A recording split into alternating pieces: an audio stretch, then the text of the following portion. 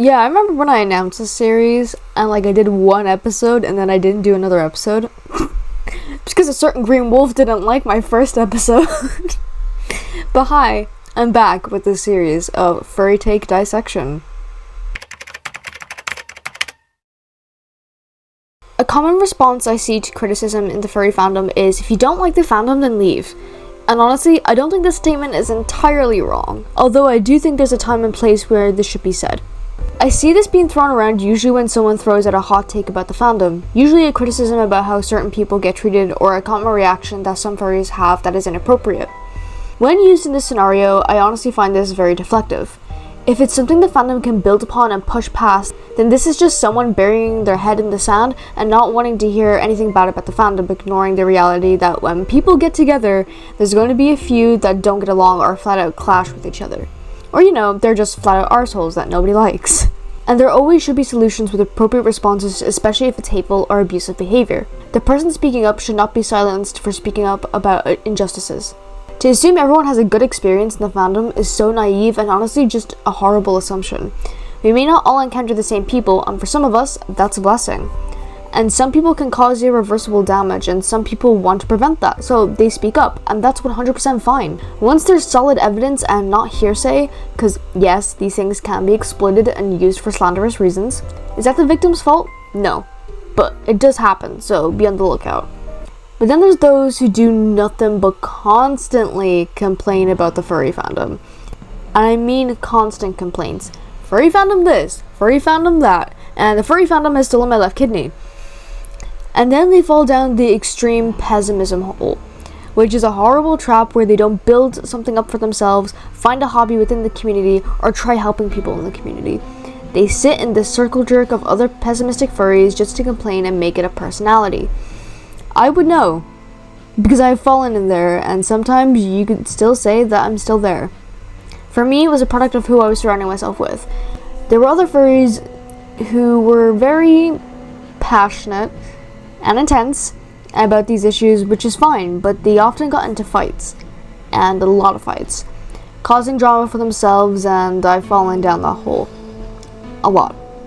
Every little thing I found wrong, you bet your ass I was gonna give my fucking opinion. And did it do anything for me? No. Maybe a bit of an adrenaline rush, but nothing else really. I try my hardest now to pick my fights, unless anyone comes at my friends or my girlfriend, because I have no self-control. I will fight you. I still express my opinions though, because I'm an opinionated prick, but I do think I've gotten better. Not by a lot, but definitely a bit of improvement is there. I'm trying my hardest in trying to find more beauty within the community, which there is.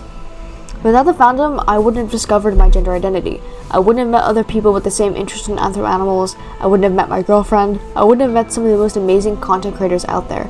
I wouldn't have the confidence to do commissions, and I wouldn't have found that I loved being a mixed media artist.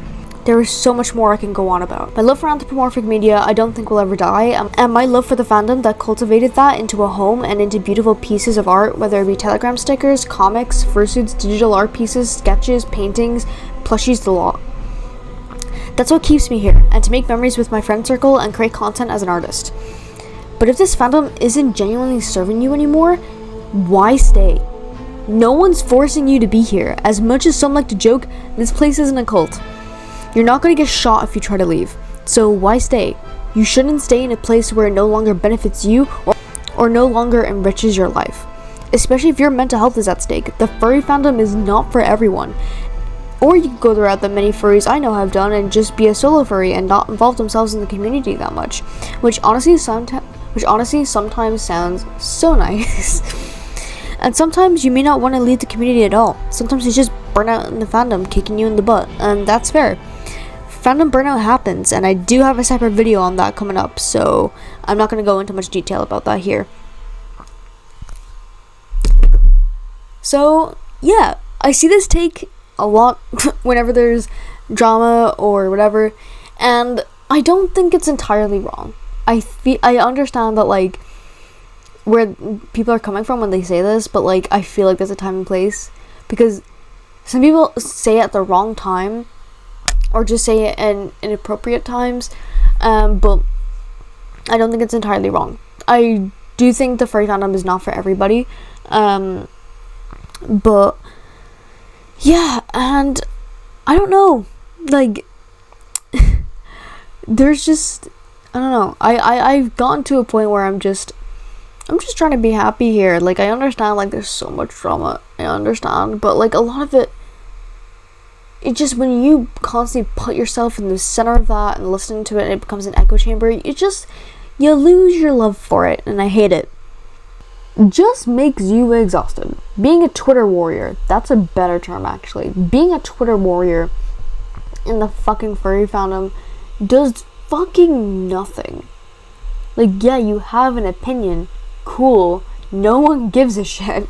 It doesn't make you some better fucking furry than someone else who just wants to have fun because you speak out about things. Cool, not all of us want to do that. I don't think everyone should or has the capacity to do that, because quite honestly it's exhausting. It fucking is. So, like, I've just gotten to a point where I just don't give a shit. I just want to make furry content. I just want to make furry art. I just want to have fun, okay? Like, I don't give a shit about anything else. And if there's drama about the fandom, yeah, I will definitely speak up about it. There's a lot of things that piss me off, like DHC suitors that are still buying from DHC. Please don't buy their fucking fursuits. Please don't. Yeah. Hope you guys enjoyed Furry Take Dissection. I'm hoping to have more out. But yeah, I'll see you guys in the next one.